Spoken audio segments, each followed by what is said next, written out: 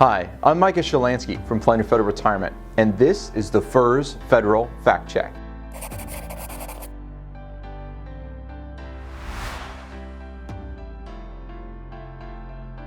Today we have a question from Nick, and Nick writes in a question about his federal benefits he's going to have at retirement time. Nick says, I will likely have 5 years of federal service in 2021. Assuming an average 3 years of $185,000, I would be able to take a pension after 5 years, and what would that estimated amount of the pension be? Is the pension subject to income taxes if I'm 59 when I retire?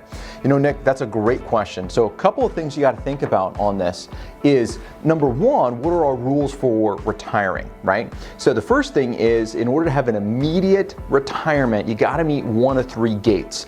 MRA and 30 years of service. MRA is minimum retirement age plus 30 years of federal service. Age 60 with 20 years of federal service, or age 62 with 5 years of federal service. So when we do a quick look at it, you don't meet those requirements that are right there. So we got to look at a couple of other things along the way. So let's think about where your pension will be.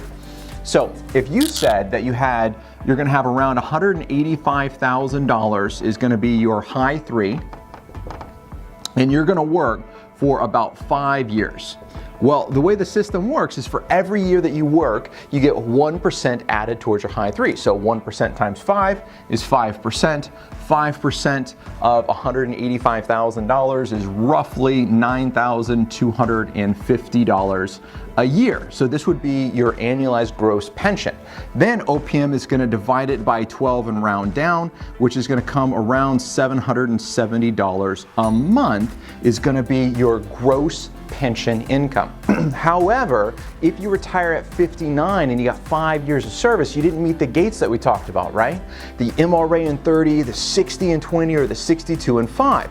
So what happens is, what you can now has to happen is you take a deferred retirement.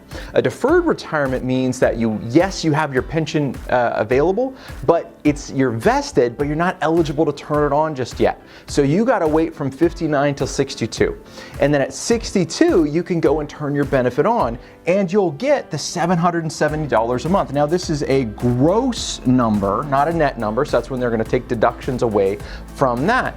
But let's keep in mind, when you take a deferred retirement, you gave up a really great benefit. Maybe you already have this covered, but make sure the best benefit you have as a federal employee is your FEHB. Your Federal Employee Health Benefits is by far the best benefit you have as a federal employee.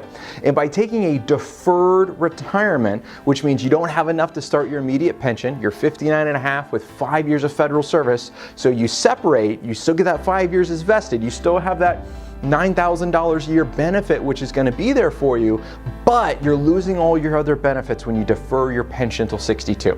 At 62, you can come along, you can start picking up your income, and that will come in, but you no longer have FIGLI, Federal Employee Group Life Insurance, and more importantly, you no longer have FEHB, Federal Employee Health Benefits. So if you wanted to keep your benefits, what you'd have to do is you have to work until 62. Instead of 59 separating from service, you'd have to work until 62, so another 3 years.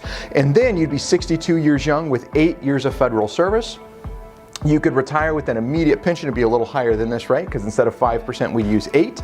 And then you would have your health insurance as well. So this is just a planning question for you. What's more important? How does it fit into your plan? Do you have the health insurance thing figured out? Or do you need FEHB into retirement?